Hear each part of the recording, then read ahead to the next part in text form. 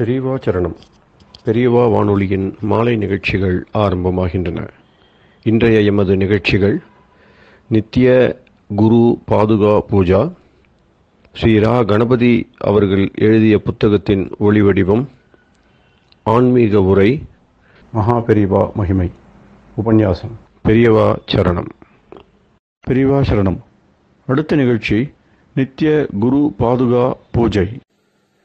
शुक्लाम्भरधरं विष्णुं शशिवर्णं चतुर्भुजं प्रसन्नवदनं ध्यायेत् सर्वविघ्नोपशान्तये। ममोपात्त समस्त दुरितक्षयद्वार श्री परमेश्वर प्रीत्यर्थं गुरुप्रसाद सिद्ध्यर्थं गुरुप्रीत्यर्थं गुरुपादपूजाम् अद्य करिष्ये। गुरुर्ब्रह्मा गुरुर्विष्णुर्गुरुर्देवो महेश्वरः गुरुः साक्षात् परब्रह्म तस्मै श्रीगुरवे नमः।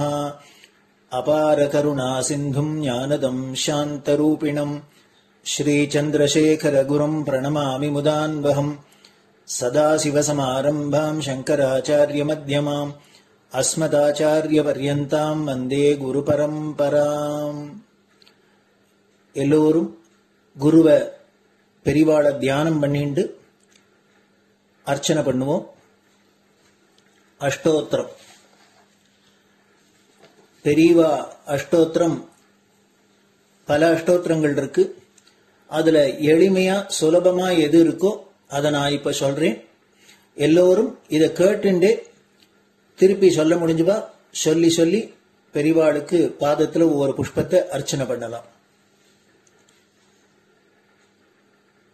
ओम श्री कांची कामकोटि पीठाधीश्वराय नमः। श्रीमत् चंद्रशेखरेन्द्र सरस्वती गुरुभ्यो नमः।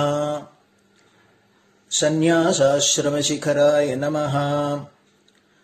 काषाय दंडधारिणे नमः। सर्वपीठापहारिणे नमः। स्वामिनाथ गुरवे नमः। करुणासागराय नमः। जगदाकर्षण शक्तिमते नमः। सर्वचराचर हृदयस्थाय नमः। ओम भक्त परिपालक श्रेष्ठाय नमः। धर्म परिपालकाय नमः। श्री जयेन्द्र सरस्वत्याचार्याय नमः। श्री विजयेन्द्र सरस्वती पूजिताय नमः। शिवशक्ति स्वरूपाय नमः। भक्ताभीष्ट प्रदायकाय नमः। ब्रह्मण्य पोषकाय नमः। ब्रह्म विष्णु शिवैक्य स्वरूपाय नमः। कांची क्षेत्रवासाय नमः। कैलाश शिखरवासाय नमः। स्वधर्म परिपोषकाय नमः। चातुर्वर्ण संरक्षकाय नमः। लोकरक्षण संकल्पाय नमः। ओम ब्रह्मनिष्ठापराय नमः। सर्वपापहराय नमः। धर्मरक्षक संतुष्टाय नमः। भक्तार्पितधन स्वीकर्त्रे नमः। सर्वोपनिषत् सारज्ञाय नमः। सर्वशास्त्रगम्याय नमः। सर्वलोक पितामहाय नमः। भक्ताभीष्ट प्रदायकाय नमः। ब्रह्मण्य पोषकाय नमः। नानाविध पुष्पार्चितपदाय नमः। रुद्राक्ष क्रीडधारिणे नमः। भस्मोद्दोलित विग्रहाय नमः। सर्वज्ञाय नमः। सर्वचराचर व्यापकाय नमः। अनेक शिष्य परिपालकाय नमः। मनश्चाञ्चल्य निवर्तकाय नमः। अभयहस्ताय नमः। भयापहाय नमः। यज्ञपुरुषाय नमः। यज्ञानुष्ठान रुचिप्रदाय नमः। यज्ञसम्पन्नाय नमः। यज्ञसहायकाय नमः। यज्ञफलदाय नमः। यज्ञप्रियाय नमः। उपमानरहिताय नमः। स्फटिक तुलसी रुद्राक्ष हारधारिणे नमः। चातुर्वर्ण समदृष्टये नमः। ऋग्यजुस्साम अथर्वणादि चतुर्वेद संरक्षकाय नमः।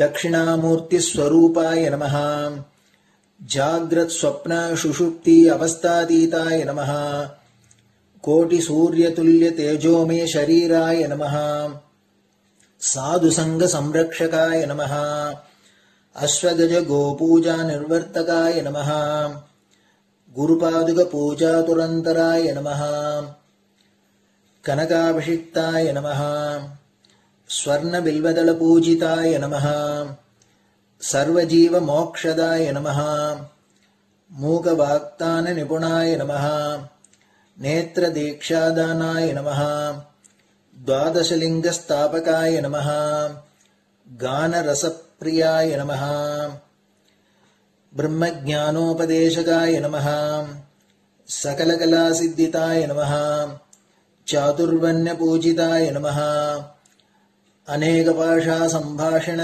कोविताय नमः अष्टसिद्धिप्रदायकाय नमः ओम श्री शारदामठ सुस्थिताय नमः नित्यान्नदान सुप्रीताय नमः प्रार्थना मात्र सुलभाय नमः पादयात्रा प्रियाय नमः नानाविध मतपंडिताय नमः श्रुति स्मृति पुराणज्ञाय नमः देव यक्ष किन्नर किंपुरुष पूज्याय नमः श्रवणानंदकर कीर्तये नमः दर्शनानंदाय नमः अद्वैतानंद भरिताय नमः अव्याच करुणामूर्तये नमः शैव वैष्णवादि मान्याय नमः श्री शंकराचार्याय नमः दंड कमंडलूहस्ताय नमः वीणा मृदंग सकलवाद्य नाथस्वरूपाय नमः रामकथा रसिकाय नमः वेद वेदांग आगमादि सकलकला सतस्प्रवर्तकाय नमः हृदय गुहाशयाय नमः शतरुद्रीय वर्णितस्वरूपाय नमः केदारेश्वरनाथाय नमः अविद्यानाशकाय नमः निष्काम कर्मोपदेशकाय नमः लघुभक्ति मार्गोपदेशकाय नमः लिंगस्वरूपाय नमः सालग्राम सूक्ष्मस्वरूपाय नमः कालड्यां शंकर कीर्तिस्तंभ निर्माणकर्त्रे नमः जितेन्द्रियाय नमः शरणागत वत्सलाय नमः श्रीशैल शिखरवासाय नमः डमरुकनाद विनोदाय नमः वृषभारूढ़ाय नमः दुर्मद नाशकाय नमः आभिचारिक दोषहर्त्रे नमः मिताहाराय नमः मृत्युविमोचक शक्त्याय नमः श्री चक्रार्चन तत्पराय नमः दासानुग्रह कारकाय नमः अनुराधा नक्षत्र जाताय नमः सर्वलोकख्यातशीलाय नमः वेंकटेश्वर चरण पद्म षट्पदाय नमः श्री महात्रिपुर सुंदरी समेत श्री चंद्रमौलीश्वर पूजा प्रियाय नमः श्रीमच्चंद्रशेखरेन्द्र सरस्वती सद्गुरु परब्रह्मणे नमः गुरुभ्यो नमः परमगुरुभ्यो नमः परमेष्टिगुरुभ्यो नमः परात्परगुरुभ्यो नमः गुरुपरम्पराभ्यां नमः गुरुपादुकाभ्यां नमो नमः அடுத்தது ஊதுபத்தி இருந்தா அதை காமிச்சு தூபம், நெய் தீபம் இருந்தா காமிச்சு அதை நெய் தீபம் தீபம் காமிச்சுட்டு நெய்வேத்தியம் வெத்தலைப்பாக்கு பழம் இதுலேருந்து ஆரம்பிச்சு அவளுக்கு எது சௌரியமோ அதுபடி நைவேத்தியம் பண்ணலாம்.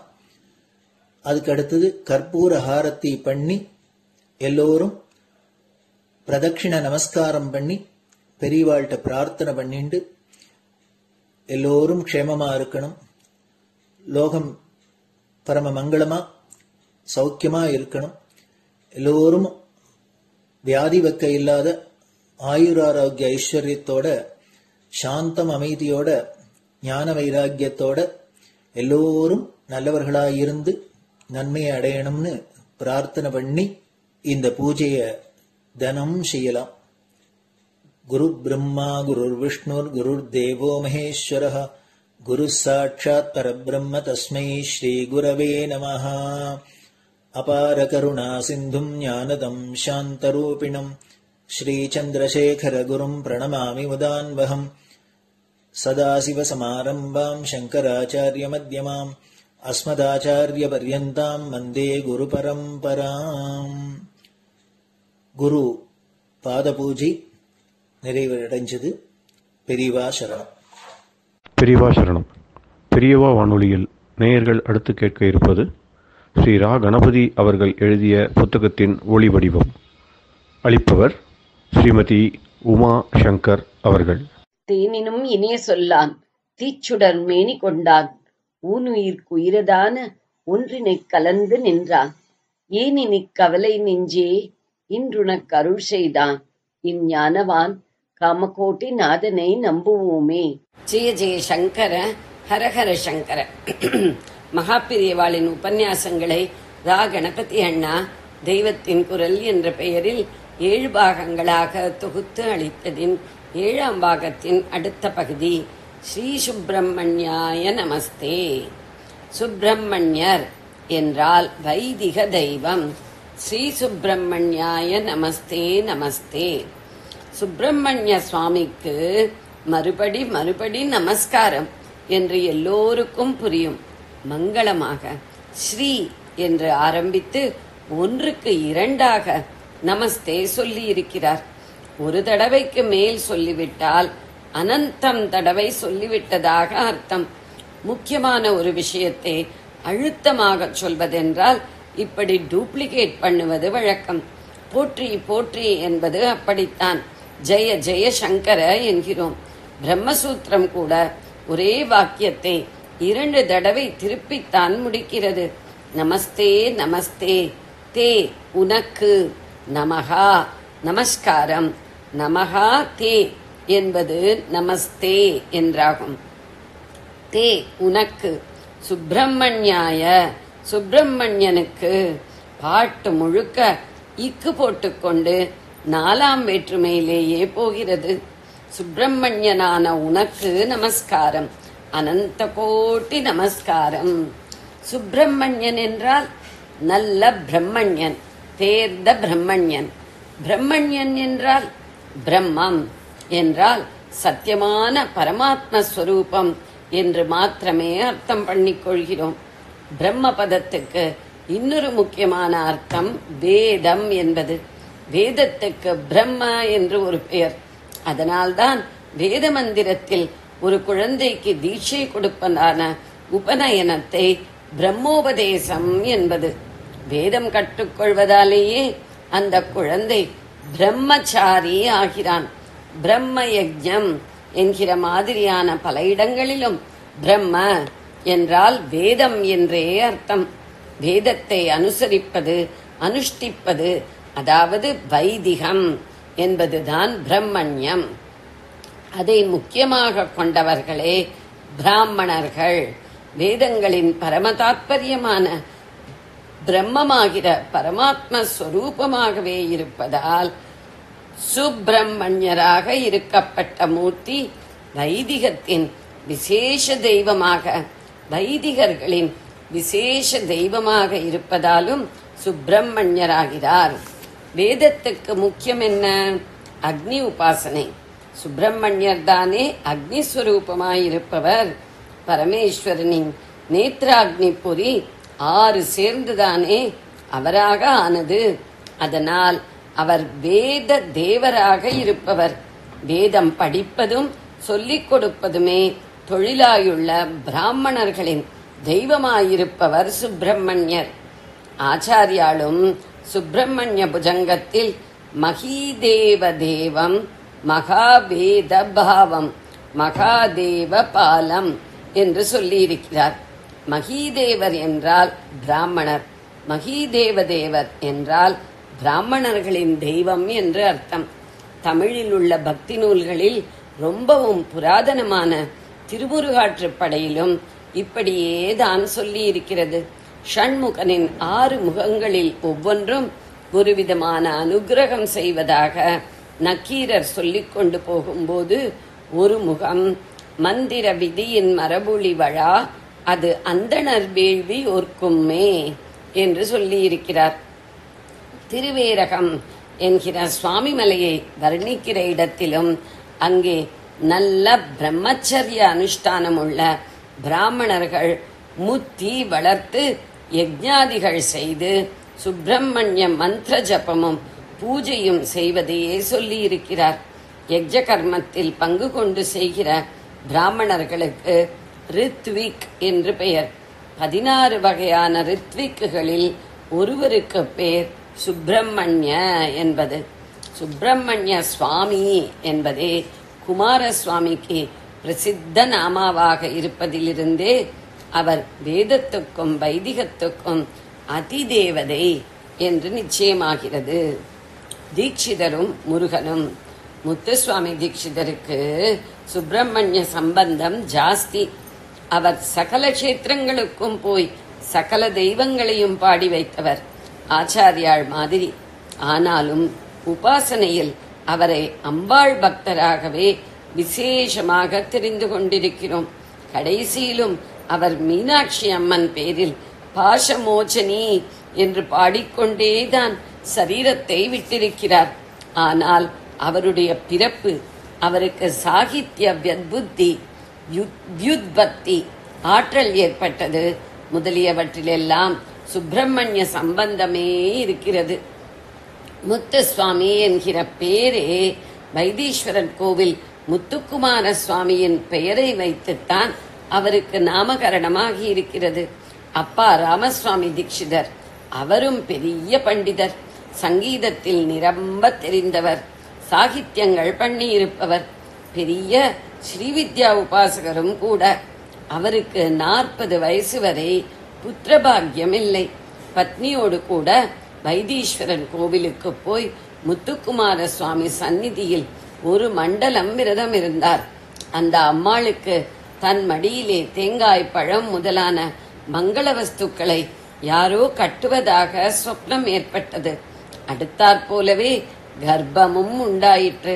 முத்துக்குமார சுவாமி புத்திரவரம் தந்ததற்கே அப்படி ஸ்வப்னத்தில் சமிக்ஞையாயிருக்கிறது என்று புரிந்து கொண்டார்கள்.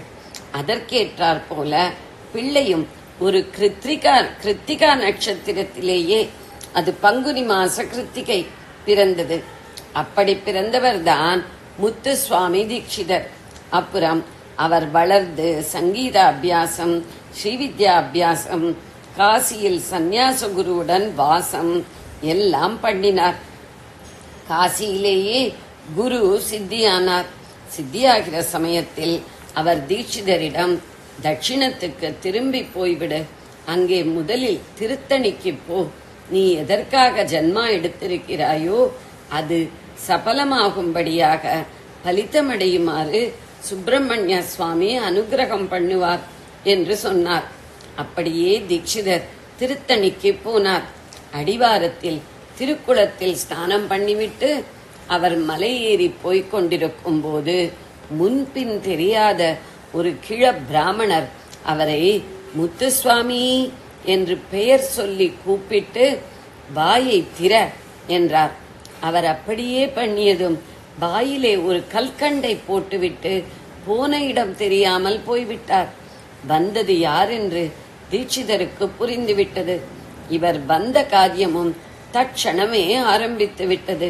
சாகித்ய வியுத்பத்தி ஏற்பட்டு விட்டது. தகப்பனாரான பரமேஸ்வரனுக்கும் குருவாக இருந்த குகன் மீது அப்போதே 8 வேற்றுமைகளில் ஒவ்வொன்றிலும் ஒரு கிருத்தியாக 8 கிருத்திகளை பாடிவிட்டார். கிருத்திகளில் தம் முத்திரையாக அவர் குரு குஹ என்ற சுப்பிரமணிய நாமாவையே வைத்திருப்பதையும் குறிப்பாக கவனிக்க வேண்டும். குகையில் இருப்பவன் குகன்.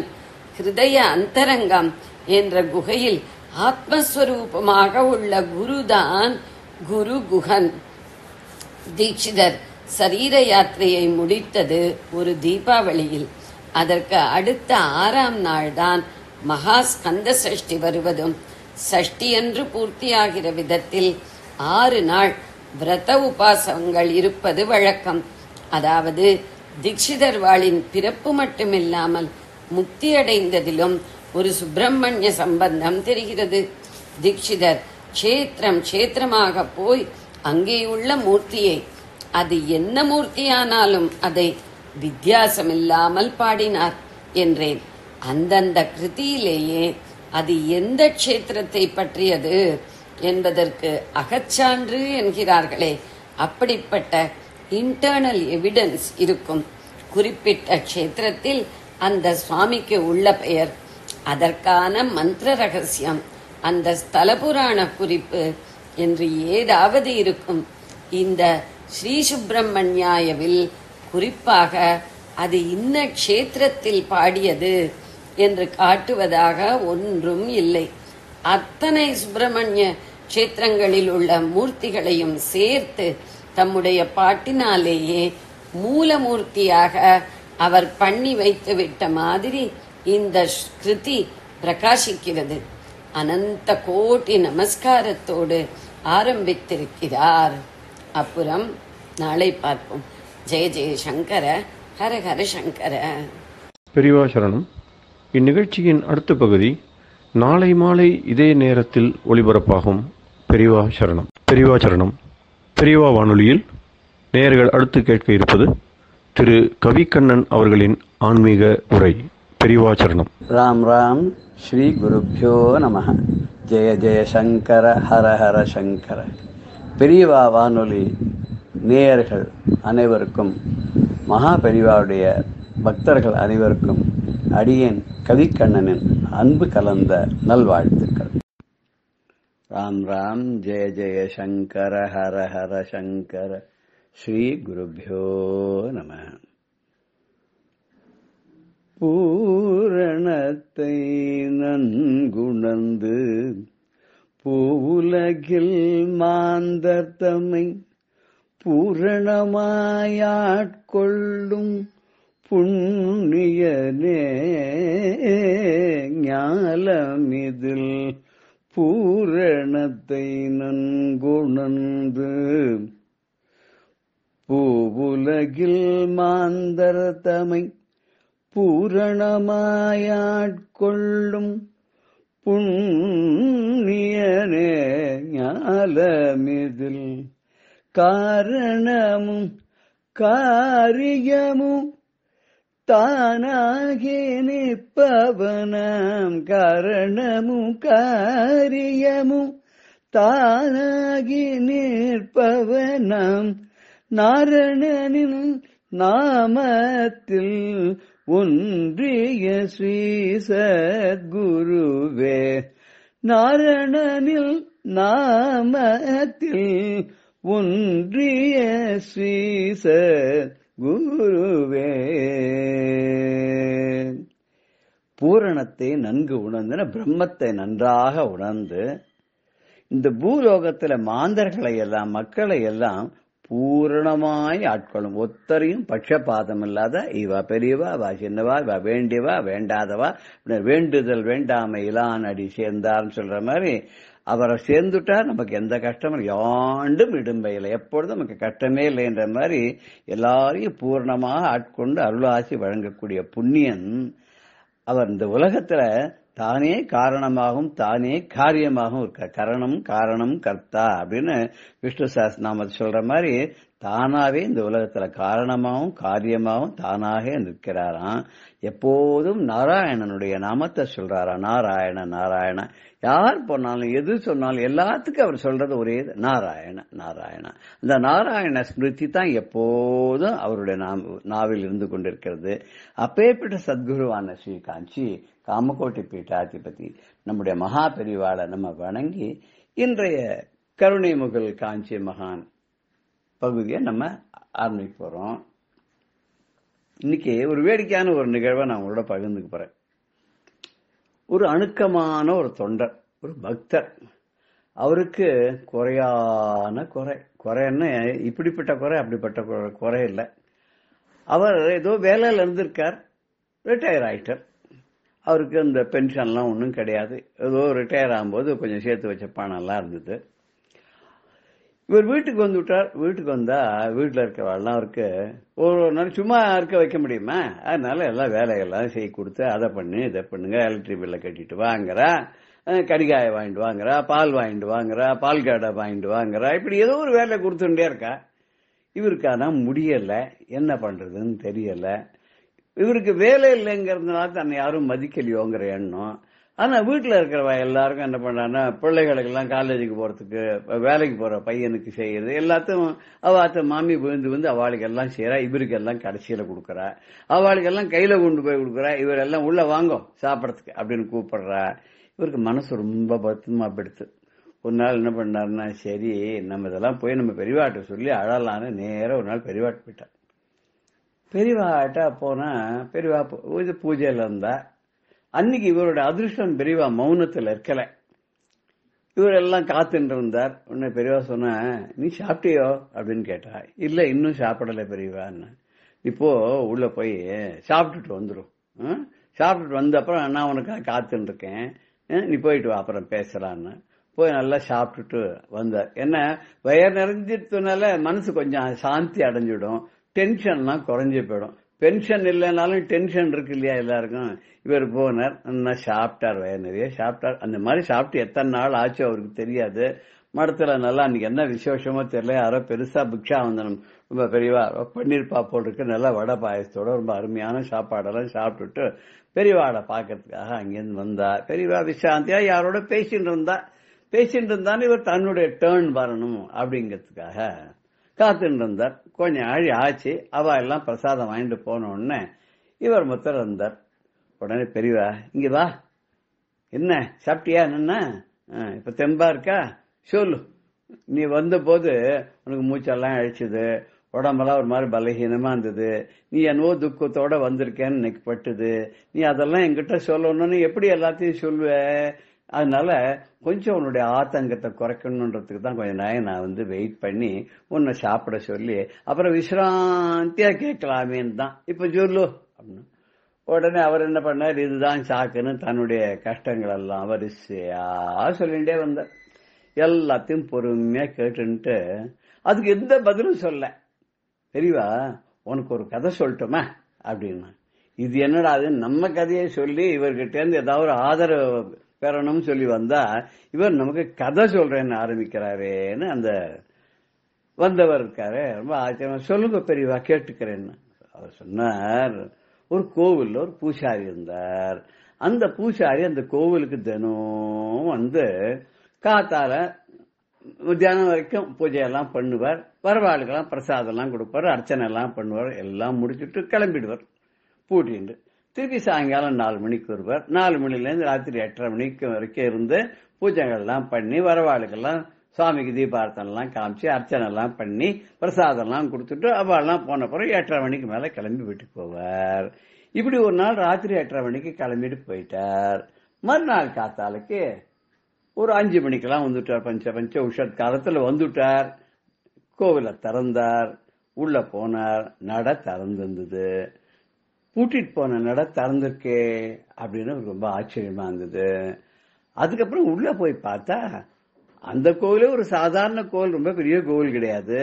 ஆனா அங்க பூஜைக்கு வச்சிருந்த பாத்திரங்கள், வெள்ளி பாத்திரங்கள், பஞ்சபாத்திர உதிரணி, சுவாமிக்கு சாத்திர சில கவச்சங்கள், அது எல்லாத்தையும் காணும். ஒன்னுத்தையுமே காணும்னு அவர் என்ன பண்ணார், வேற வழியே இல்லை, தெரியல. இவருக்கு ஒரு பெரிய ஒரு நண்பர், அந்த நண்பர் போலீஸ் சப் இன்ஸ்பெக்டர்.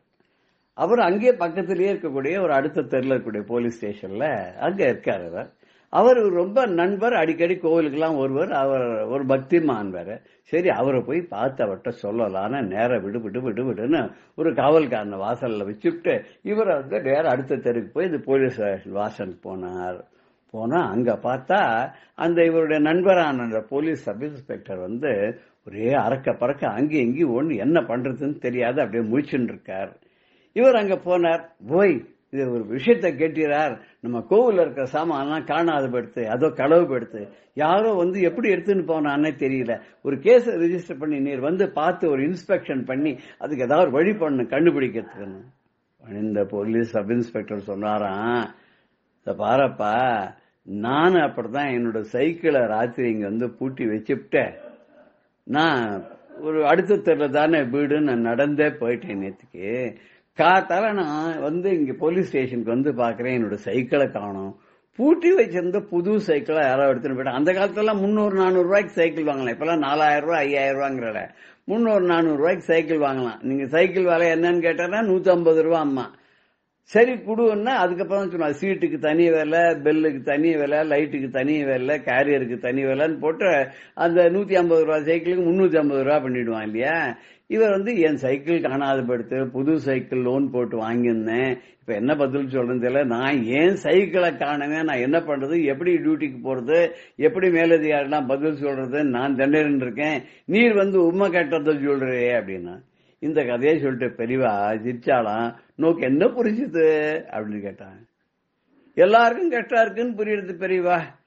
அந்த பூஜாரிக்கு ஒரு விதமான கஷ்டம் வந்துடுச்சோ, அதை சொல்லலான்னு போனா போலீஸ்காரருக்கு அவருக்கு ஏதோ ஒரு விதமான கஷ்டம் வந்துடுச்சோ, அவர் யார்கிட்ட போய் சொல்வார் அப்படின்னு பெரியவா சிரிச்சுட்டே சொன்னாராம். இதே கதை தான். எனக்கு கஷ்டம் இல்லைன்னு நினைக்கிறியா, எனக்கு பிரச்சனை இல்லைன்னு நினைக்கிறியா, உனக்காக உன் குடும்பம் ஒண்ணுதான். எனக்கு எத்தனை குடும்பம் பத்தியா வரவா, அத்தனை பேருடைய குடும்பத்தினுடைய பிரச்சனையும் எங்கிட்ட தானே போடுறா. எல்லாருக்கும் நான் தானே வழி சொல்ல வேண்டியிருக்க. நான் சொல்ற வழி சரியா இருந்தா சில பேர் கேட்கறா செய்யறா, சில பேர் செய்ய மாட்டேங்கிறா. சில பேருக்கு பலித்தமாறுது, சில பேருக்கு பலித்தமாக மாட்டேங்கிறது. பலித்தமானவா பெரியவா சொன்னா நடந்துடுத்தோன்னு கொண்டாடுறா, பலித்தமாகல என்ன பெரியவா அப்படிங்கிறா. இப்ப நான் என்னத்த சொல்றது, எனக்கு தபசு போறாதுன்னு தான் நான் சொல்லிக்கணும். இப்ப யாருக்கு கஷ்டம் இல்ல சொல்லு, யாருக்கு கஷ்டம் கிடையாது, பிரச்சனை இல்லை தெரியுமோ உனக்கு.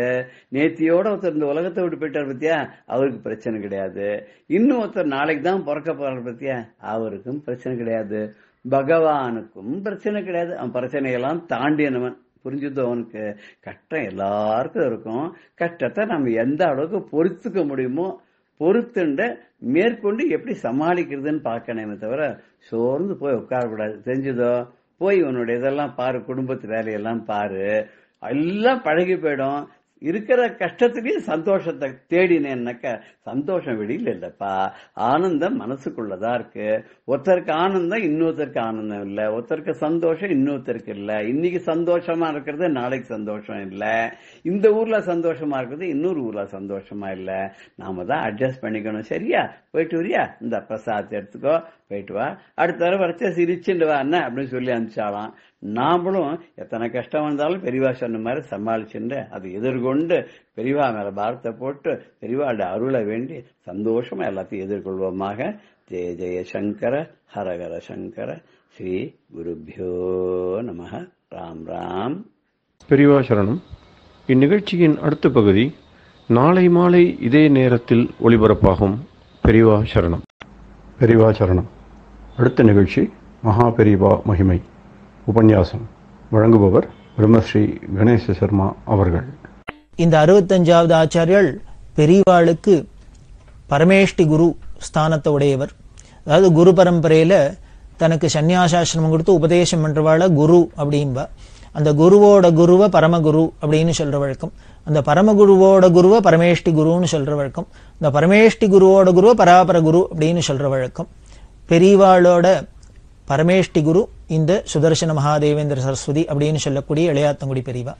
அவளோட அதிஷ்டானத்தை போய் தரிசனம் பண்ணிட்டு அங்க வழிபாடெல்லாம் செஞ்சுட்டு புதுக்கோட்டை ராஜா வரவேற்க உபச்சாரம் பண்ண செட்டிநாட்டுல பல இடங்களை விஜயம் பண்ணிட்டு புதுக்கோட்டைக்கு விஜயம் பண்ணா. புதுக்கோட்டையில ராஜாவோட வற்புறுத்தல் பேர்ல 15 நாளைக்கு மேல அங்க தங்கி இருக்க புதுக்கோட்டை ராஜாக்கள்லாம் பரம பக்தியோட பிக்ஷாவந்தனம், பாத பூஜை இதெல்லாம் பண்ணி பெரியவாளை பல விதத்துல உபச்சாரம் பண்ணினா. காரணம், புதுக்கோட்டை ராஜாக்களுக்கு எல்லாமும் இந்த காஞ்சி காமகோடி பீடாதிபதிகள் ராஜகுருவா இருக்கிறதுனால, குருஸ்தானமா இருக்கிறதுனால இந்த புதுக்கோட்டை ராஜாக்களுக்கு இந்த காமகோடி பீடத்து மேலே இன்னொரு தனி விசேஷ அபிமானத்துக்கு காரணம், இந்த புதுக்கோட்டை ராஜால ஒருத்தருக்குத்தான் பெரிய யோகீஸ்வரான பிரம்மஜானியான சதாசிவ பிரம்மேந்திரன் மந்திரோபதேசம் பண்ணினதா சொல்லப்படுறது. அந்த சதாசிவ பிரம்மேந்திராலும் காஞ்சி காமகோடி பீடத்துல அலங்காரம் பண்ண ஸ்ரீமத் பரமசிவேந்திர சரஸ்வதியோட ஞான வாரிசா இருந்ததுனால, சிஷ்யரா இருந்ததுனால இந்த காமகோடி பீடத்து மேல புதுக்கோட்டை ராஜாக்களுக்கெல்லாம் தனி அபிமானம். அந்த முறையில தான் பெரியவாளையும் அழிச்சின் போய் அவ உபச்சாரம் பண்ணினா.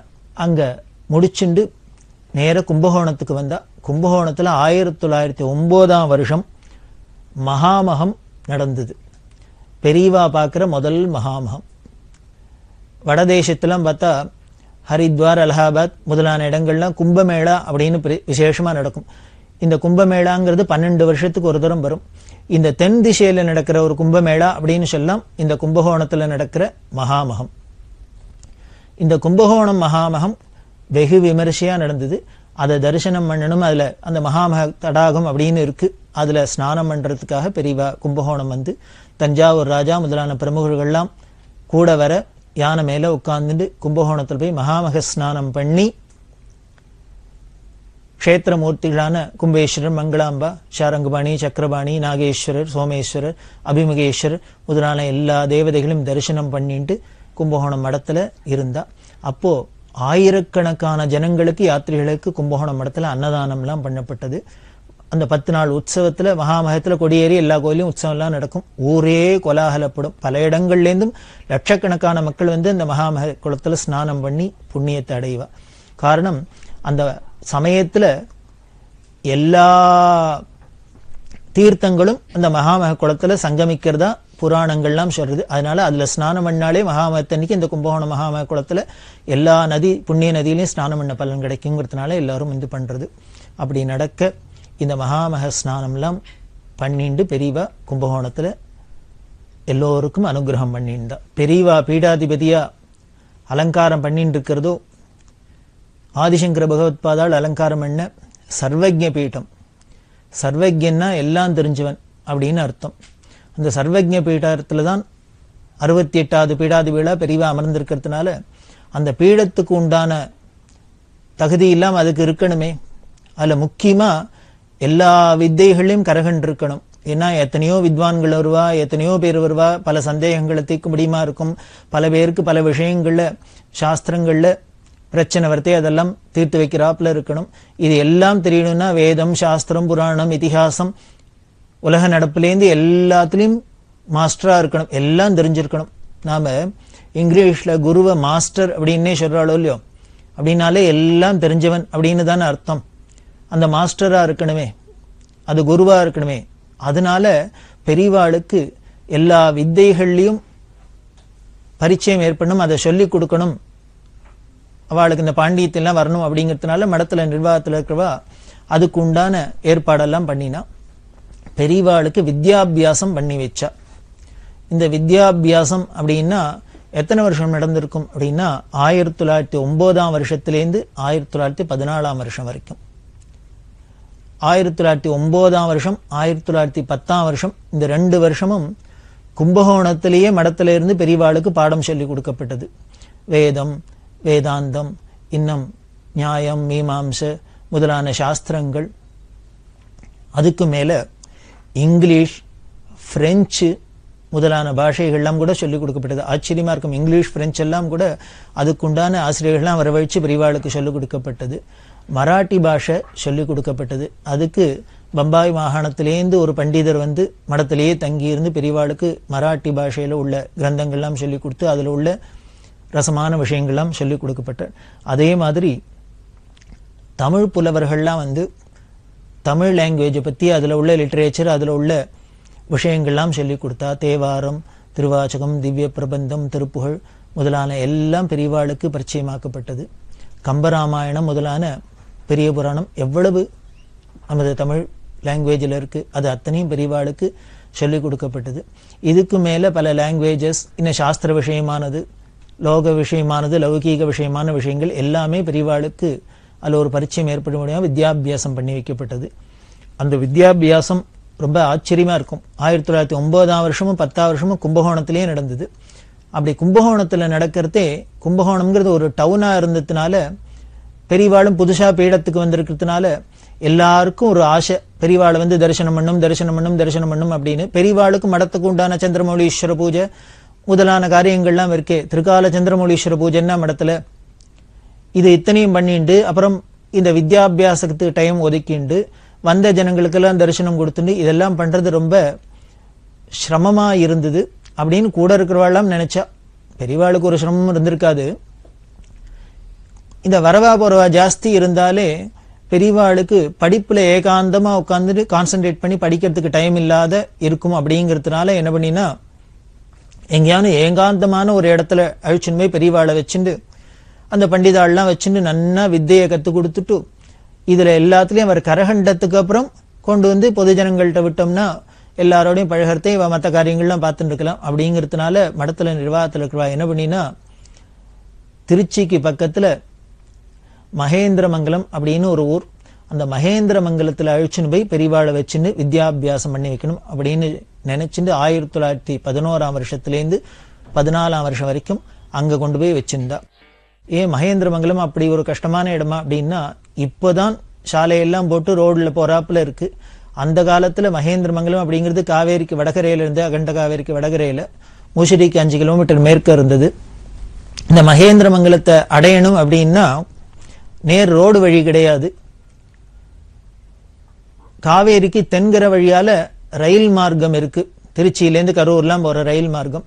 அந்த ட்ரெயின்ல போய் லாலாப்பேட்டைன்னு ஒரு ஸ்டேஷன், அந்த லாலாப்பேட்டை ஸ்டேஷன்ல இறங்கி இந்த அகண்ட காவேரிய பரிசல்ல கடந்து, பெரிய அகண்ட காவேரினா 1 கிலோமீட்டருக்கு மேல இருக்கும், அது பரிசல்ல கடந்தாதான் இந்த மகேந்திரமங்கலத்தை அடைய முடியும். இவ்வளவு சிரமப்பட்டு அதிகமா கூட்டம் வராது அப்படிங்கிறதுனால மகேந்திரமங்கலத்துல கொண்டு வச்சிருந்தா. அதுல சிங்கமயங்கார் அப்படிங்கிற ஒரு பெரிய தனவந்தர், ஸ்ரீரங்கத்தை சேர்ந்தவா, அவளோட ஒரு பங்களா இருந்தது, எஸ்டேட் பங்களா. அதுலதான் மடத்து பூஜை சாமான்கள்லாம் வைக்கப்பட்டது. பெரியவாளுக்கும் வித்யாபியாசம் அங்கேயே தங்கியிருந்து கிட்டத்தட்ட 3 வருஷத்துக்கு மேல அங்க படிச்சிருக்கா. அப்படி பெரியவா 1911 வருஷத்திலேருந்து 14 வருஷம் வரைக்கும் படிச்ச அந்த மகேந்திரமங்கலத்துல அந்த சிங்கமயங்கார் பங்களா எப்படி இருந்திருக்கும், அந்த ஊர்லாம் எப்படி இருந்திருக்கும் அப்படின்னு பார்க்கணும்னு ஆசையா இருந்தா இன்னைக்கும் போய் யாரு வேணா பார்க்கலாம். அந்த இடத்த, அந்த ஸ்ரீரங்கம் ஒரு வைஷ்ணவ அறக்கட்டளைக்கு சேர்ந்த பங்களா அது, அதை அப்படியே மெயின்டைன் பண்ணிட்டு வரா. 1911 வருஷம் எப்படி இருந்ததோ அதே மாதிரி இன்னி வரைக்கும் அதை பாதுகாத்துன்னு வரா. காரணம், பெரிய ஜெகத்குரு சங்கராச்சாரியன்னு மகா பெரிவா படிச்சது இந்த இடத்துல தான் இந்த வித்யாபியாசம் நடந்தது அப்படிங்கிற பெருமையினால அந்த ஒரு ஞாபகார்த்தமா அந்த பிராச்சீனமான அந்த சின்னத்தை பாதுகாத்துன்னு வரா. அங்க அகண்ட காவேரியில போய் பெரியவா ஸ்நானம் பண்ணிட்டு தன்னோட அனுஷ்டானங்கள்லாம் முடிச்சுட்டு காவேரி கரையில ஒரு பர்ணசாலை அமைச்சு அந்த பர்ணசாலையிலையும் உட்காந்து சாஸ்திர பாடங்கள்லாம் வாசிக்கிறது. அப்புறம் இந்த இடத்துலையும் வந்து இந்த பங்களாலையும் வந்து பூஜை பண்றது வாசிக்கிறது அப்படிலாம் நடந்துருந்தது. அதனால மகேந்திரமங்கலத்தில் போய் இவாளுக்கு வித்யாபியாசம் பண்ணி வைக்கப்பட்டது. பெரியவாளுக்கு பாடம் சொல்லி கொடுத்த பெரிய மகான்கள் இவாள்லாம் தான் பெரியவாளுக்கு எல்லா ஒவ்வொரு துறைக்கும் வந்து பாடங்கள்லாம் சொல்லி கொடுத்தா. அவளோடெல்லாம் திருநாமம் என்ன அப்படின்னு தெரிஞ்சுக்கணும் அவசியம். காதலியான விழணும், விழுந்தாலே அவ நாமத்தை கேட்டாலே பேரை கேட்டாலே நமக்கும் ஒரு பெரிய ஞானம் ஏற்படும். அதுல முக்கியமான சில வித்வான்கள் பேரெல்லாம் சொல்றேன். சாஸ்திர ரத்னாகரம் மகாமகோபாத்தியாய திருவிசநல்லூர் ஸ்ரீ வெங்கட சுப்பாசாஸ்திரிகள் அப்படின்னு ஒரு மகான். இவர் ஹோய்சால கர்நாடக ஸ்மார்த்த பிராமணர், ரிக்வேதி. இவரோட அம்மா மகான் கோவிந்த தீக்ஷதர் வம்சத்துல வந்த வாஞ்சேஸ்வர யஜ்வா அப்படிங்கிற ஒரு மகா பண்டிதர். அவரை குட்டி சாஸ்திரிகள் அப்படின்னும் பிரசித்தமா சொல்லுவா. ஒரு பெரிய மகா கவி. இந்த வாஞ்சேஸ்வர யஜ்வா, இந்த குட்டி சாஸ்திரியோட பொண்ணு தான் இந்த திருவச்சநல்லூர் வெங்கட சுப்பா சாஸ்திரியோட தாயார். இந்த வாஞ்சேஸ்வர யஜ்வாங்கிற குட்டி சாஸ்திரிகளுக்கு இன்னொரு விசேஷம் என்ன அப்படின்னா, ஸ்ருங்கேரியில 32வது ஆச்சாரியாளா இருந்தவர் ஸ்ரீ உக்ர நரசிம்ம பாரதி சுவாமிகள் அப்படிங்கிறவர். அவர் பூர்வாசிரமத்துல காசியில போய் வேதாந்தத்தை இந்த குட்டி சாஸ்திரிகள்ட்ட தான் படிச்சதா சொல்லப்படுறது. இந்த ஸ்ருங்கேரி ஆச்சாரியாளுக்கும் வித்யா குருவா இருந்தார் இந்த வாஞ்சேஸ்வர யஜ்வாங்கிற குட்டி சாஸ்திரிகள். அதாவது இந்த வெங்கட சுப்பா சாஸ்திரிகளோட மாதாமகர். இவர் 66வது பிரிவா அப்படின்னு சொல்லக்கூடிய காஞ்சி காமகோடி பீடத்துல 66வது பிரிவாளா இருந்தவர். கலவ பிரிவா அப்படின்னு சொல்லுவோம். அவ காலத்துல அத்வைத சபா அப்படின்னு ஒண்ணு வச்சு ரொம்ப பிரபலமா இன்று வரைக்கும் நடந்துட்டு வருது. அந்த அத்வைத சபால எல்லா பண்டிதர்களும் ஆஸ்தான வித்வான்களா இருந்தா காமகோடி பீடத்துல. இந்த வெங்கட சுப்பா சாஸ்திரிகளும் காஞ்சி காமகோடி பீட ஆஸ்தான வித்வானா இருந்தார். அந்த 66வது பிரிவா காலத்திலேயே நியமனமானத்தினால பின்னால வந்த பெரியவாளுக்கு மீமாம்சா சாஸ்திரம், ரிக்வேத பிரயோகம், பாஷ்யம் இதெல்லாம் அவர் தான் சொல்லிக் கொடுத்தார். இன்னொரு உத்தமர் மகான் மகாமகோபாத்தியாய பைங்காநாடு ஸ்ரீ கணபதி சாஸ்திரிகள் அப்படிங்கிற மகான். மன்னார்குடிக்கு பக்கத்தில் இருக்கு பைங்காநாடுன்னு ஊர். அந்த ஊரை சேர்ந்தவர். மன்னார்குடி பெரியவா அப்படின்னு சொல்லுவா. மன்னார்குடி ராஜு சாஸ்திரிகள் அப்படிங்கிற அவளோட திருநாமம். அவளை மன்னார்குடி பெரியவான்னு தான் சொல்லுவா. அவளோட சிஷ்யா இந்த பைங்காநாடு சாஸ்திரிகள். அந்த பைங்காநாடு சாஸ்திரிகள் தான் பெரியவாளுக்கு காவியம், நாடகம் முதலான சாஸ்திரங்கள்லாம் பாடம் சொல்லி கொடுத்தார். பெரியவா எப்பேற்பட்ட சர்வஜன். அப்போ எப்படி எதுக்காக இதெல்லாம் ஒரு குருக்கள்லாம் வந்து சொல்லி கொடுத்து பாடம் படிச்சாப்புல இருக்கணும் அப்படின்னா, உலக மரியாதைக்காக, லோகத்தை அனுசரிச்சு இருக்கணுங்கிறதுக்காக. நீங்க பார்த்தீங்கன்னா எந்த அவதாரத்திலையும், ராமாவதாரத்துல வசிஷ்டர்கிட்ட போய் எல்லாம் கத்துண்டர் ராமர் அப்படின்னு சொல்றோம். விஸ்வாமித்திரர் எல்லாம் மந்திரோபதேசம் பண்ணார், அஸ்திர சஸ்திர உபதேசம் எல்லாம் பண்ணினார் அப்படின்லாம் பார்க்கிறோம். ராமர் தான் ஈஸ்வரன்கிறமே, எல்லா வித்தைக்கும் அதிபதி. ஈசான சர்வ வித்யானாம் ஈஸ்வர சர்வபூதானாம் அப்படின்னா சொல்றோம். எல்லா வித்தைகளுக்கும் அதிபதி அந்த ஈஸ்வரன் தானே. அவருக்கு இன்னொருத்தர் சொல்லிக் கொடுக்கணுமா அப்படின்னா, ஈஸ்வரனா இருந்தா கூட ஒரு மனுஷ சட்டையை போட்டுன்னு இந்த பூமிக்கு வந்துட்டாக்க, மனுஷா எப்படி நடந்துப்பாளோ, என்னென்ன காரியம் பண்ணுவாளோ அதுபடிதான் நடந்து காமிக்கணும் அப்படிங்கிற ஒரு மரியாதையினாலதான் இவரும் வசிஷ்டர்கிட்ட படிச்சதாவும் விஸ்வாமித்திரர் எல்லாம் கத்துனதாவும் தெரியுது. கிருஷ்ணாவதாரத்துல பார்த்தா சாந்தீபனிங்கிற மகர்ஷிட்ட குருகுல வாசம் பண்ணினதா நமக்கு புராணங்கள்லேருந்து தெரியறது. பின்னால ஜெகதாச்சாரியனா இருந்து உலகத்துக்கே ஞானோபதேசம் பண்ணி கீதையை பொழிய போறவர் சாந்தீபனிங்கிற ஒரு மகர்ஷிகிட்ட போய் குருகுல வாசம் பண்ணி படிச்சார் அப்படின்னா ஆச்சரியமா இருக்கே. என்ன எப்படி கீதை சொல்றதுன்னா சாந்தீபனி சொல்லி கொடுத்திருப்பார். பிற்காலத்துல அர்ஜுனனுக்கு குருவா இருந்து கீதை சொல்ல போறது தனி. ஆனாலும் தான் ஒரு சிஷ்யனா இருந்து ஒரு குருட்ட போய் வித்தைய கத்துக்கணும், கத்துண்டா அது எவ்வளவு சிறப்பு, அந்த குருவோட பெருமை என்ன அப்படிங்கறத உலகத்துக்கு காமிக்கணும் அப்படிங்கிறதுனால்தான் அவதார புருஷாலாம் கூட ஒரு குருக்கள்கிட்ட போய் வித்தையை கத்துக்கிறது அப்படிங்கிறது இருக்கு. 5 வருஷம் 6 வருஷம் வித்யாபியாசம் பண்ணினா அப்படின்னு தெரியறது. அப்படி பண்ணினா கூட எப்படி சர்வஜனா இருந்தாங்கிறதுக்கு ஒரு நிகழ்ச்சி. இந்த நிகழ்ச்சி பெரியவாளே வாயால சொன்னது. 1965ஆம் வருஷம் இங்க மெட்ராஸ்ல எண்ணூருக்கு பக்கத்துல காட்டுப்பள்ளி அப்படின்னு ஒரு இடம் இருக்கு. அந்த காட்டுப்பள்ளியில சாதுர்மாசி விரதத்துல இருந்துருக்கிறதே ஒரு நாளைக்கு தனக்கு 1909ஆம் வருஷம் வித்யாபியாசம் நடந்ததெல்லாம் ரெக்கலெக்ட் பண்ணிட்டு மலரும் நினைவுகள் மாதிரி பெரியவா சொன்னா. பெரியவாளுக்கு 15 வயசு. கும்பகோணத்துல பாடம் நடத்தின்னு இருக்கா 1909ஆம் வருஷம். அப்போ பைங்காநாடு கணபதி சாஸ்திரிகள் தான் பாடம் சொல்லி கொடுத்துட்டு இருக்காரு. இந்த சாஸ்திரிகள் தினம் சாயந்தர வேளையில வந்து மத்தியான வேளையில வந்து பாடம் சொல்லி கொடுக்குற வழக்கம். பெரியவா அதுக்குள்ள தன்னோட பூஜை அனுஷ்டானம் எல்லாம் முடிச்சுட்டு ரெடியா இருப்பா. சாஸ்திரிகள் வந்தோடனே இவா பாடத்துக்கு கிளம்புவா. பாடம் எங்க நடக்கும் அப்படின்னா, கும்பகோணம் இடத்துல பின்னால பெரிய தோட்டம். அந்த தோட்டத்துல ஒரு பர்ணசாலை அமைச்சு அதுல ஆத்து மணலை, காவேரி மணலை பரப்பி அந்த பர்ணசாலைக்குள்ள உட்கார்ந்துன்னு பாடம் படிக்கிறது. காரணம், ஒரு காத்தாட படிக்கிறதே சௌக்கியமா இருக்கட்டுமே அப்படிங்கிறதுக்காக அங்க ஒரு பர்ணசாலை போட்டுன்னு பின்னால தோட்டத்துல போய் படிக்கிற வழக்கம்.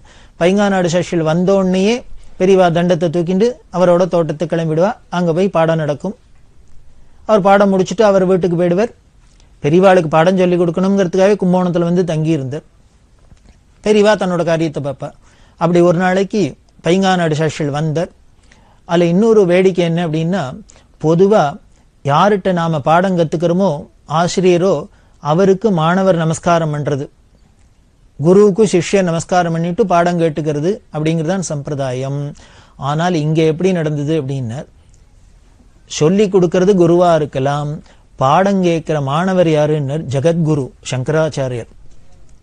ஸ்தானத்துல ரொம்ப உயர்ந்த ஸ்தானம்.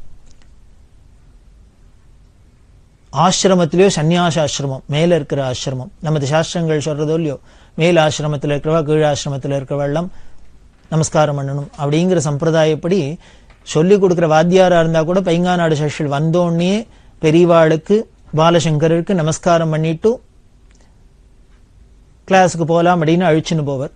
அதே மாதிரி இன்னைக்கு நமஸ்காரம் பண்ணினர். பண்ணினோன்னு பின்னால தோட்டத்துக்கு பாடத்துக்கு போறமாக்குன்னு பெரியவா தண்டத்தை தூக்கின்னு கிளம்பினா. கிளம்பினோடனே சாஸ்திரிகள் ஒரு நிமிஷம் அப்படின்னவர், நான் ஊருக்கு போறேன், உத்தரவு கொடுக்கணும் அப்படின்னு. பெரியவாளுக்கு இது சர்ப்ரைஸா இருந்தது. சாஸ்திர பாடம் முக்கியமான பாடங்கள்லாம் நடந்துட்டு இருக்கு. இவர் பாடம் சொல்லி கொடுக்கறதுக்காக தான் நீங்க வந்து தங்கி இருக்கார்.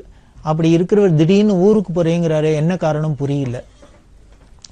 ஏன்னா மடத்துல இருக்கிறவா, கைங்கரியம் பண்றவா, அவ சொந்த காரியமா ஏதாவது ஊருக்கு இருக்கு போகணும் அப்படின்னா முன்னாலே சொல்லுவா, வீட்டில் இது மாதிரி இந்த காரியம் இருக்கு அந்த காரியம் இருக்கு, நான் இன்னைக்கு போயிட்டு இன்னைக்கு வருவேன் அப்படிலாம் சொல்ற வழக்கம்.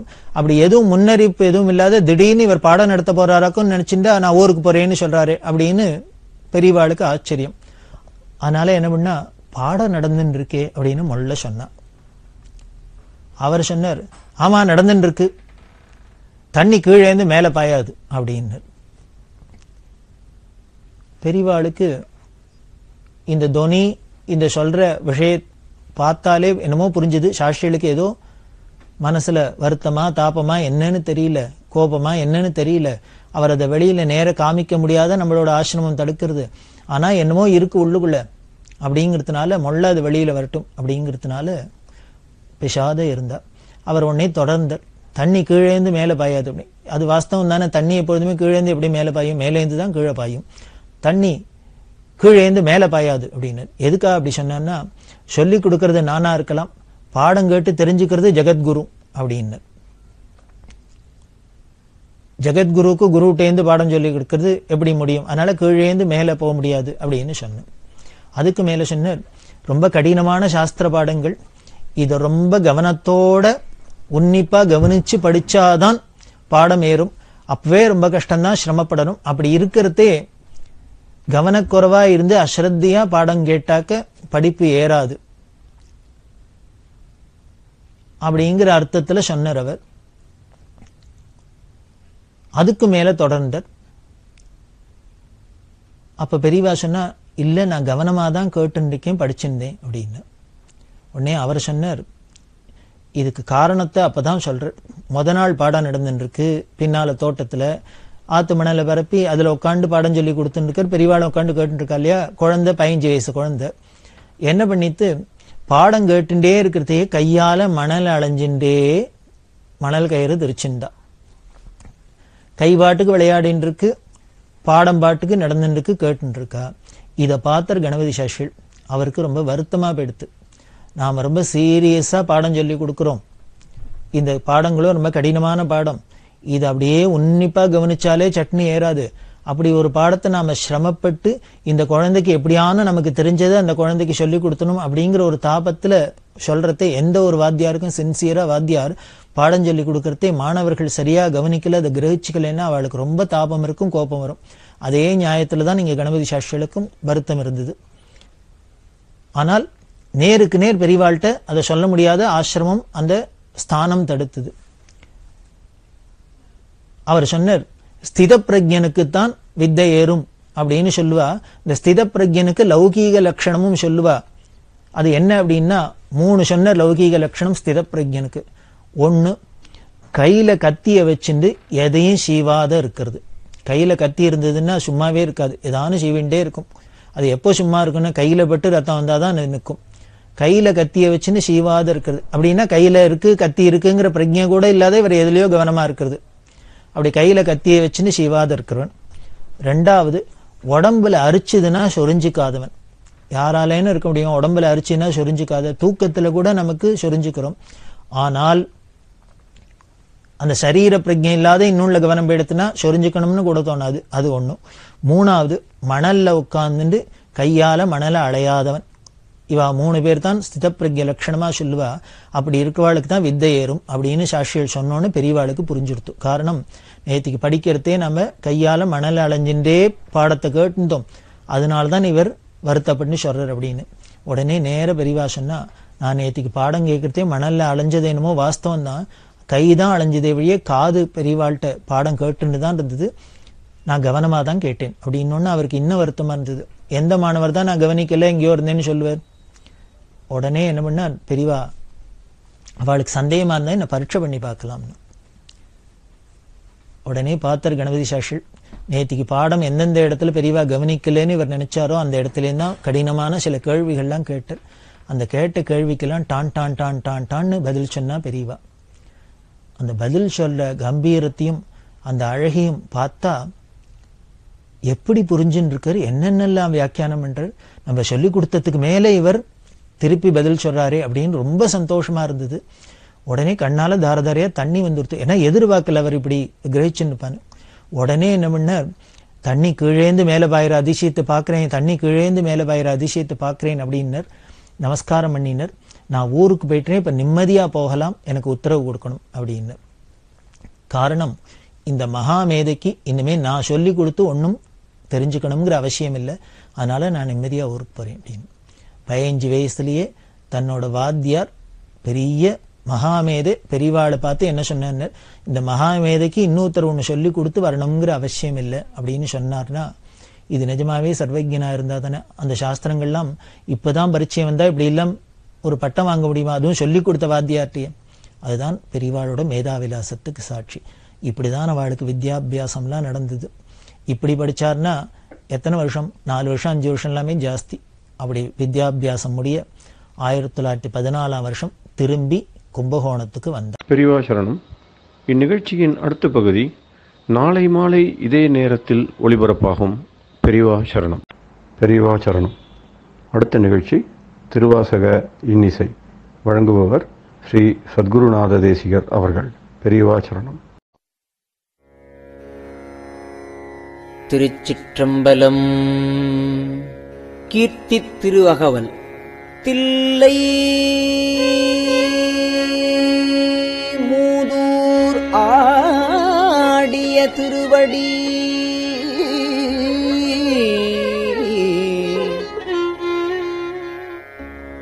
பல்லுயிரெல்லாம் பயின்றனன் ஆகி எண்ணில் பல்குணம் எழில் பெற விளங்கி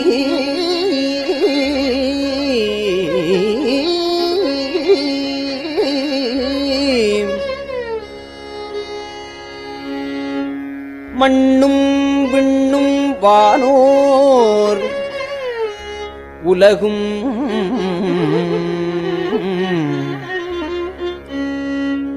துன்னிய கல்வி தோற்றியும் அழித்தும் என்னுடையிருளை ஏறத் துறந்தும்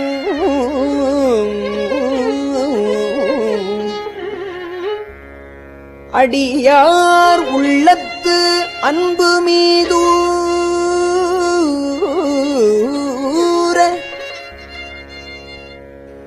குடியா கொண்ட கொள்கையும் சிறப்பும் மன்னு மாமலை மகேந்திரம் அதனில் சொன்ன ஆகமம் தோற்றுவித்து அருளியும்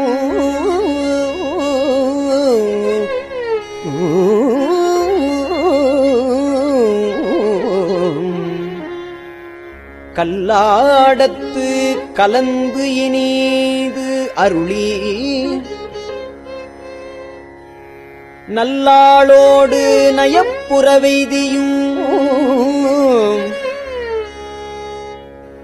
பஞ்சப்பள்ளியில் பால்மொழி தன்னொடும் எஞ்சாது ஈண்டும் இன்னருள் விளைத்தும்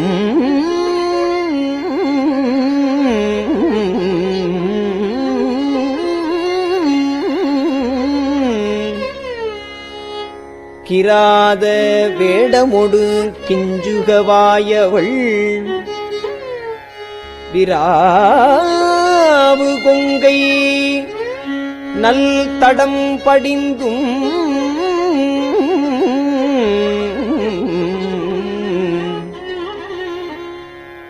கேவேடராகி கெளிரது படுத்தும் மாவேட்டாகிய ஆகமம் வாங்கியும் மற்றவை தம்மை மகேந்திரத்து இருந்து உற்ற உற்ற ஐமுகங்களால் பணித்து அருளியும் உற்ற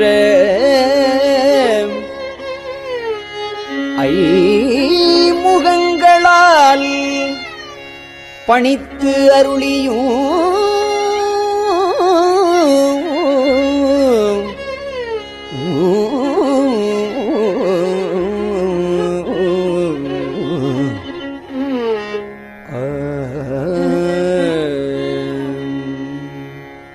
நந்தம் பாடியில் நான் மறையோனாய்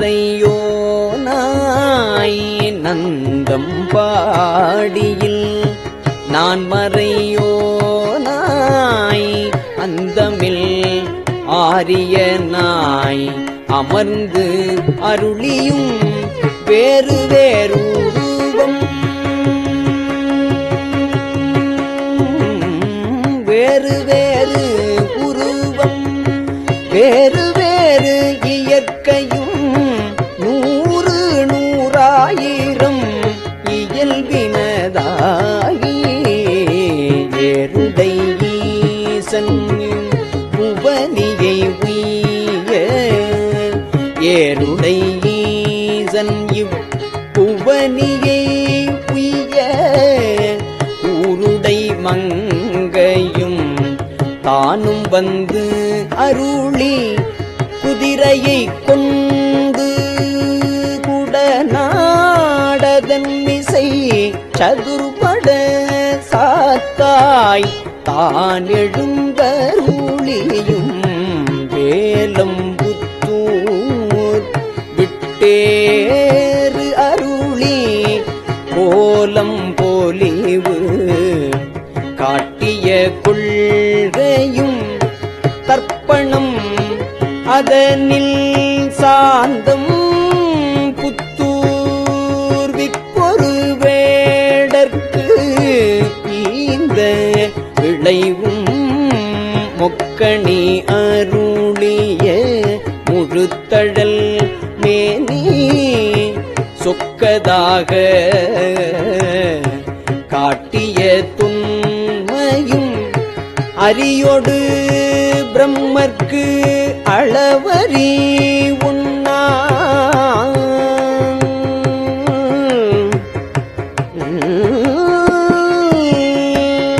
நரியை குதிரை ஆக்கிய நன்மையும் ஆண்டு கொண்டு அருள அழகுரு திருவடி பாண்டியன் தனக்கு பரிமாவிற்று ஈண்டு கனகம் இசையப் பெறா அது ஆண்டான் எங்கோன் அருள் வழி இருப்ப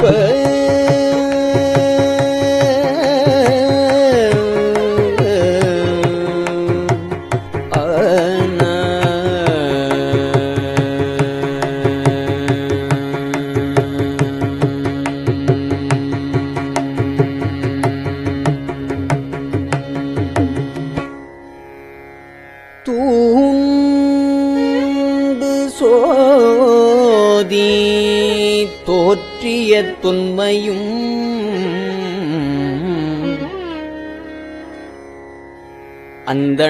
அந்தணனாகி ஆண்டு கொண்டு அருளி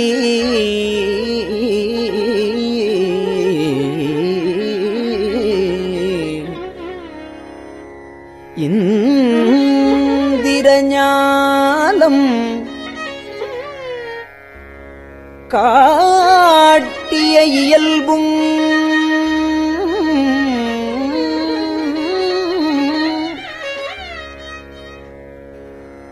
மதுரை பெருநன் மாநகர் இருந்து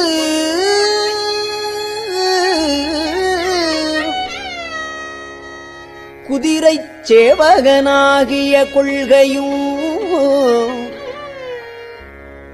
ஆங்கு அது தன்னில் அடியவட்காக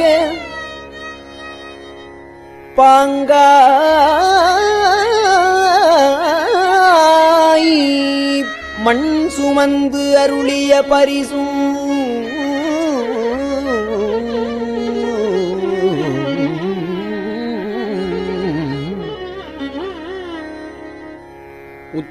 உத்தரகோசமங்கையுள் இருந்து வித்தக வேடம் காட்டிய இயல்பும் பூவணம் அதனில் பொலிந்து இருந்து அருளி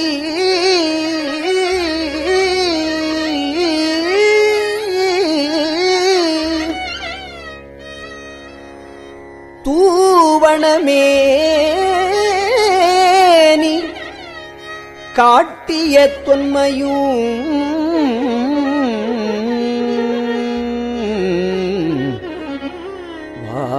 வாத ஊரினில் வந்து இனிது அருளி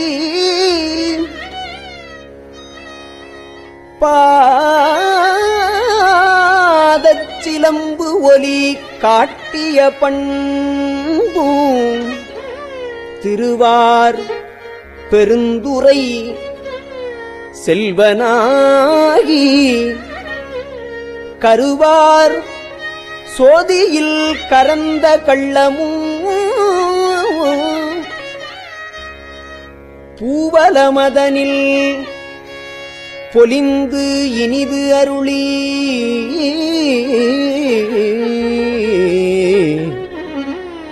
பாவநாசம் ஆக்கிய பரிசும் தண்ணீர் பந்தச் சயம் பெற வைத்து நன்னீர் சேவகன் ஆகிய நன்மையும்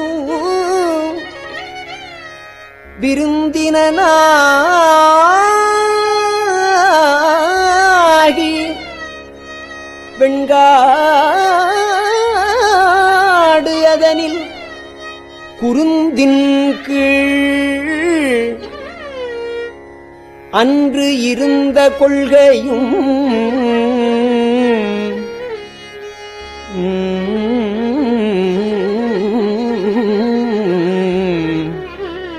பட்டமங்கையில் பாங்காயிருந்து அங்கு அட்டமா சித்தி அருளியதுவும்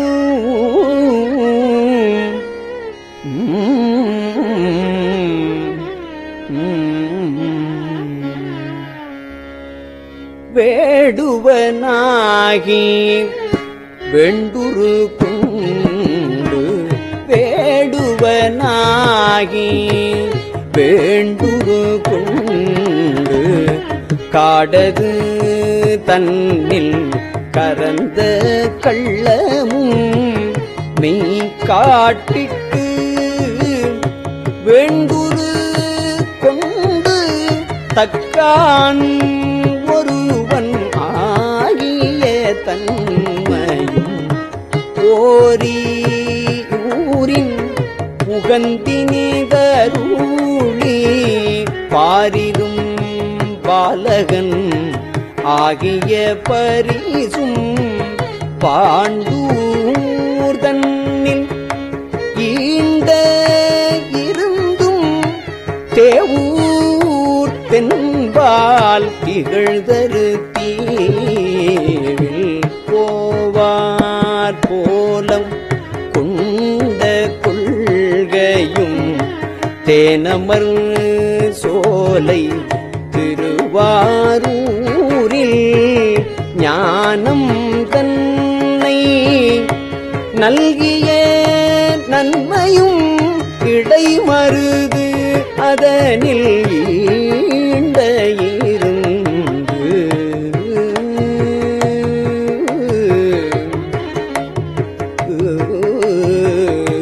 படிம பாதம் வைத்த அப்பரிசும் ஏகம்பத்தின் இயல்பாயிருந்து பாகம் பெண்ணோடு ஆயின பரிசும் திருவாஞ்சியத்தில் சீவர இருந்து மறுவார் குழலியோடு மகிழ்ந்த வண்ணமும்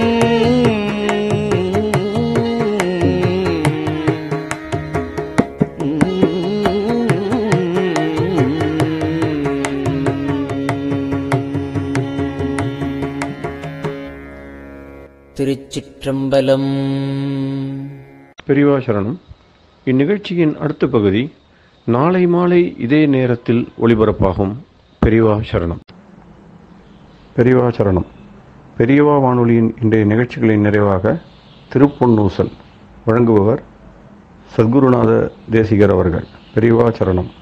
திருச்சிற்றம்பலம். திரு பொன்னூசல். மூன்றங்கிலங்கு நயனத்தன் மூவாத பாந்தங்கு தேவர்களும் காணாமலர் அடிகள் தேன் தங்கு தித்தித்து அமுதூரி தான் தெளிந்தங்கு ஊந்தங்கு நின்றூருக்கும் உத்தர கோசமங்கை போந்தங்கு இடை மருது பாடி குலமஞ்சை போன்றங்கு அனநடையீர் பொன்னூசலாடாமோ போன்றங்கு அனநடையீர் பொன்னூசலாடாமோ.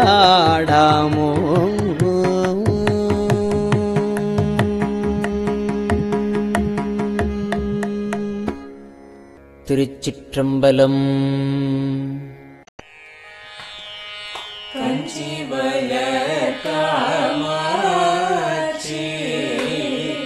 தன் குழந்தாய் சங்கரே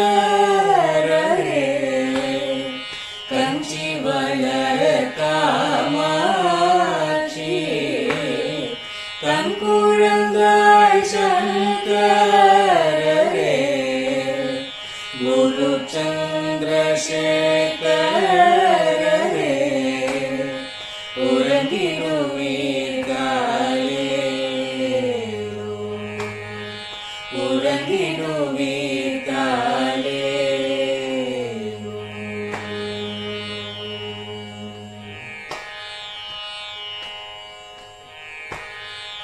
ஆதிகுரு சங்கரராய் அன்றொரு நாள் வந்தவரே 68 பீட்டபதி காலேரோ ஏழுலகும் பூப்பவரே காப்பவரே கடப்பவரே எல்லோர்க்கும் அருள்பவரே உறங்கிடுவீர்களே அயனுடனே மாலவனோ தேடிய பொற்பதத்தவரே அருமறைகள் சாற்றும் முயல் மலர்பதமே காலே முக்தி நிலை எய்திடவே சக்தி தரும் சத்குருவே முக்தி நிலை எய்திடவே சக்தி தரும் சத்குருவே நித்தமெங்கள் நாவீசையில் நித்திரை கொள்தாயே நித்தமெங்கள் நாவீசையில் நித்திரை கொள்தாயே நித்தமெங்கள் நாவீசையில் நித்திரை கொள்தாயே.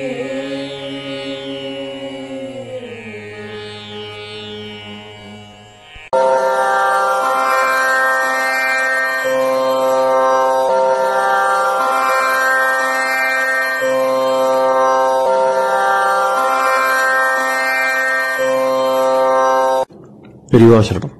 பெரியவா வானொலியின் மாலை நிகழ்ச்சிகள் இத்துடன் நிறைவடைகின்றன. எமது அடுத்த ஒளிபரப்பு நாளை காலை இந்திய நேரப்படி 6 மணிக்கு துவங்கும். பெரியவாசரணம்.